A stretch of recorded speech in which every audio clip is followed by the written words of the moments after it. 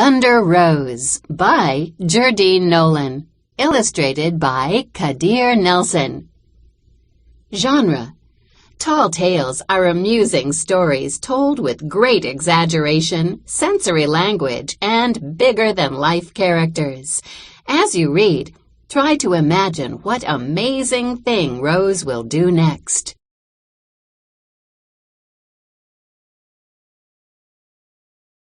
Question of the week: how can nature challenge us?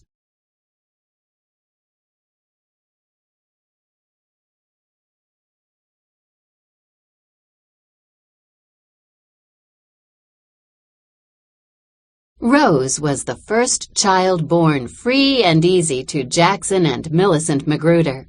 I recall most vividly the night she came into this world. Hailing rain, flashing lightning, and booming thunder pounded the door, inviting themselves in for the blessed event. Taking in her first breath of life, the infant did not cry out. Rather, she sat up and looked around. She took a hold of that lightning, rolled it into a ball, and set it above her shoulder, while the thunder echoed out over the other. They say this just accentuated the fact that the child had the power of thunder and lightning coursing through her veins. "She's going to grow up to be good and strong, all right," Doc Holliday said. The child turned to the good doctor with a thoughtful glance and replied, "I reckon I will want to do more than that, thank you very kindly." Shifting her gaze to the two loving lights shining on her, which were her ma and pa, she remarked, "Much obliged to you both for this chance to make my way in the world." Then she announced, to no one in particular, "I am right partial to the name Rose." So much in love with this gift of their lives, her ma and pa hovered over her in watchful splendor. Overcome with that love, they lifted their voices in song, an old song and a melody so sweet and true, a lullaby passed down from the ages, echoing since the beginning of time.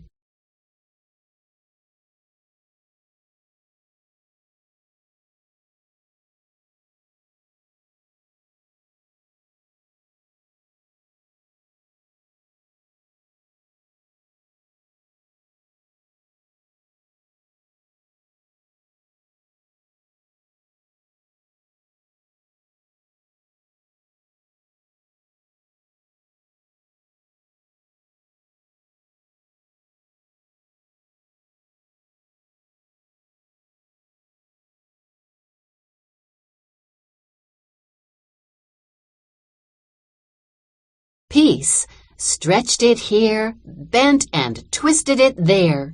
She constructed a thunderbolt as black as pitch to punctuate her name. She called it Coal. Wherever she went, Coal was always by her side. Noticing how skilled Rose was with the metal, her pa made sure there was an extra supply of it always around. At the age of 5, Rose did a commendable job of staking the fence without a bit of help. During her 8th and 9th years, Rose assembled some iron beams together with the wood blocks she used to play with and constructed a building tall enough to scrape the sky, always humming as she worked.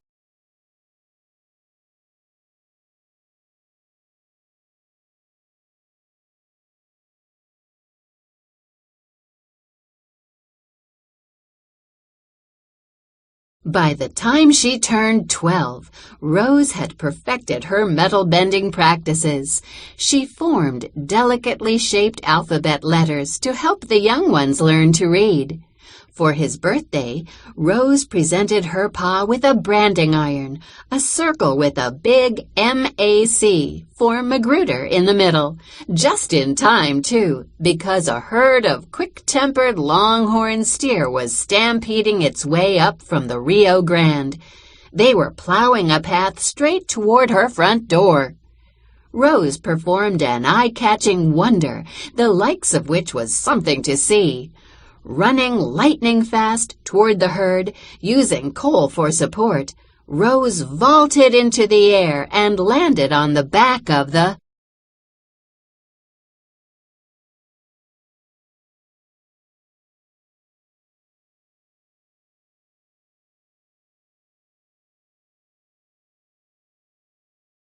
biggest lead steer like he was a merry-go-round pony. Grabbing a horn in each hand, Rose twisted that varmint to a complete halt. It was just enough to restrain that top bull and the rest of the herd. But I believe what touched that critter's heart was when Rose began humming her little tune. That cantankerous ton of beef was restless no more. He became as playful as a kitten and even tried to purr. Rose named him Tater on account of that was his favorite vegetable. Hearing Rose's lullaby put that considerable creature to sleep was the sweetest thing I had witnessed in a long, long time. After the dust had settled, Ma and Pa counted 2,700 head of cattle, after they added in the 500 they already had. Using the scrap iron, Rose had to add a new section to the bullpen to hold them all. "What did you do to the wire, Rose?" Ma asked, surprised and pleased at her daughter's latest creation. "Oh, that," she said. "While I was staking the fence, Pa asked me to keep little Barbara J company.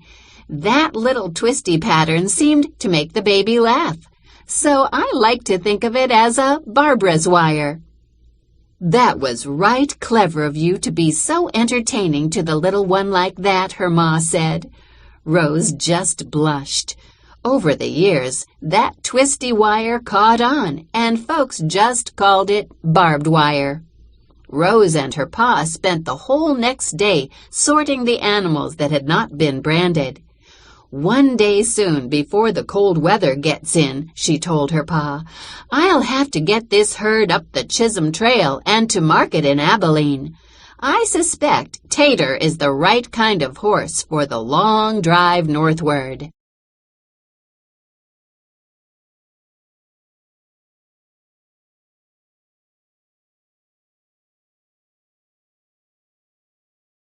On Rose's first trip to Abilene, while right outside of Caldwell, that irascible, full of outrage and ire outlaw Jesse Baines and his gang of desperados tried to rustle that herd away from Rose. Using the spare metal rods she always carried with her, Rose lassoed those hot-tempered hooligans up good and tight. She dropped them all off to jail, tied up in a nice, neat iron bow. It wasn't any trouble at all, she told Sheriff Weaver. Somebody had to put a stop to their thieving ways. But that wasn't the only thieving going on. The mighty sun was draining the moisture out of every living thing it touched. Even the rocks were crying out. Those clouds stood by and watched it all happen. They weren't even trying to be helpful. Why, the air had turned so dry and sour, time seemed to all but stand still, and there was not a drop of water in sight. Steer will not move without water, and that was making those bulls mad, real mad.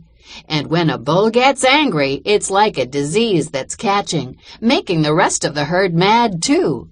Tater was looking parched and mighty thirsty. "I've got to do something about this," Rose declared. Stretching out several iron rods lasso fashion, then launching coal high in the air, Rose hoped she could get the heavens to yield forth. She caught hold of a mass of clouds and squeezed them hard, real hard, all the while humming her song. Gentle rain began to fall, but anyone looking could see there was not enough moisture to refresh 2 ants, let alone a herd of wild cows.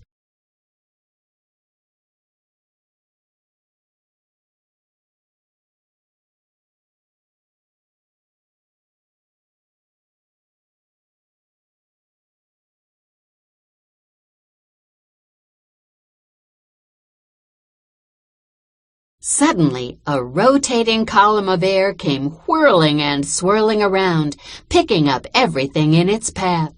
It sneaked up on Rose. "Whoa there, now just hold on a minute," Rose called out to the storm. Tater was helpless to do anything about that sort of wind. Those meddlesome clouds caused it. They didn't take kindly to someone telling them what to do. And they were set on creating a riotous rampage all on their own. Oh, this riled Rose so much, she became the only two-legged,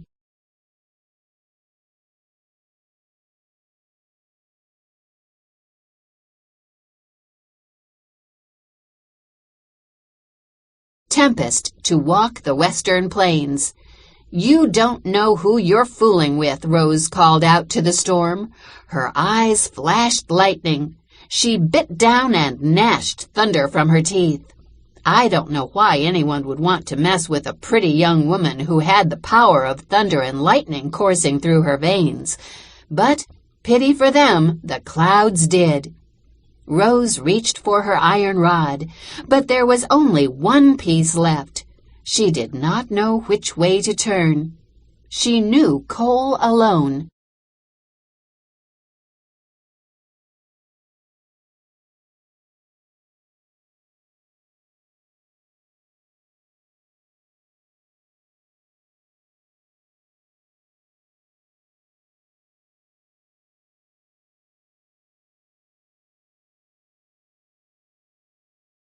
Was not enough to do the job right.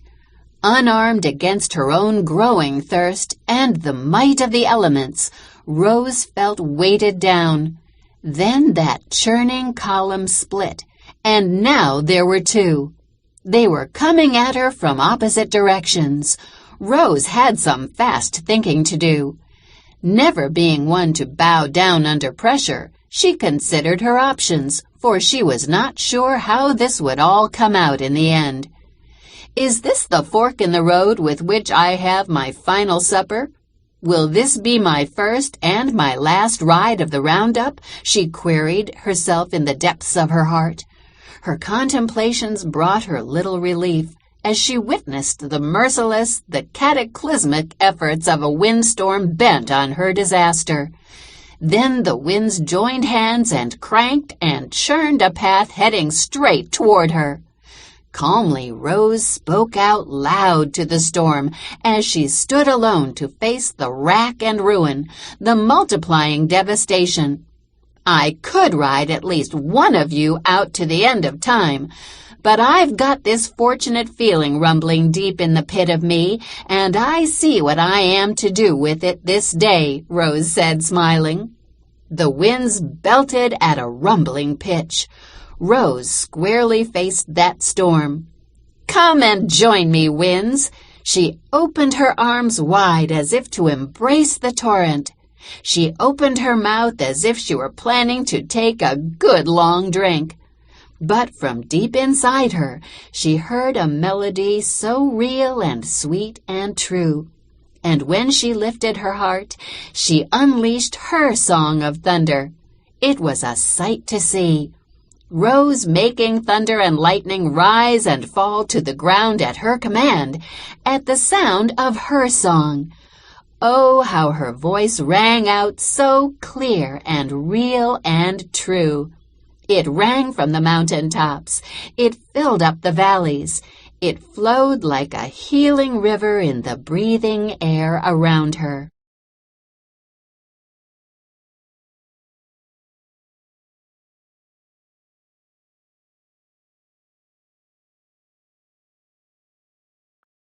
Those tornadoes, calmed by her song, stopped their churning masses and raged no more. And, gentle as a baby's bath, a soft, drenching, and soaking rain fell.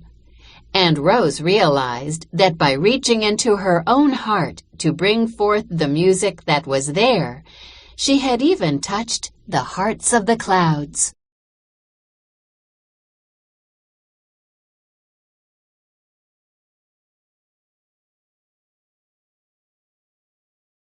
The stories of Rose's amazing abilities spread like wildfire far and wide.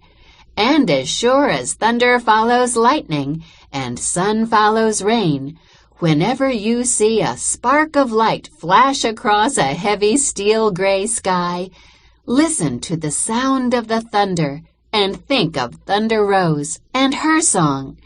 That mighty, mighty song pressing on the bullseye that was set at the center of her heart.